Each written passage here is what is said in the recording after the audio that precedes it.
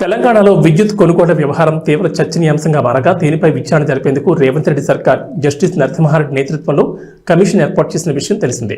ఈ కమిషన్ ఛత్తీస్గఢ్ విద్యుత్ కొనుగోళ్లు, యాదాద్రి, భద్రాద్రి థర్మల్ ప్లాంట్ నిర్మాణాలకు సంబంధించిన అంశాలపై విచారణ చేస్తున్న నేపథ్యంలో బీఆర్ఎస్ అధినేత మాజీ సీఎం కేసీఆర్ కు జూన్ 11వ తేదీన నోటీసులు జారీ చేసిన విషయం తెలిసిందే.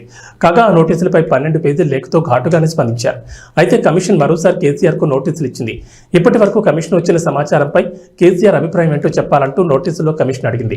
అయితే రెండోసారి నోటీసులు ఈ నెల 19వ తేదీన ఇవ్వగా ఈ విషయం తాజాగా వెలుగులోకి వచ్చింది. అయితే ఈ నోటీసులపై ఈ నెల 27వ తేదీలోపు వివరణ ఇవ్వాలని కేసీఆర్ ను కమిషన్ ఆదేశించింది.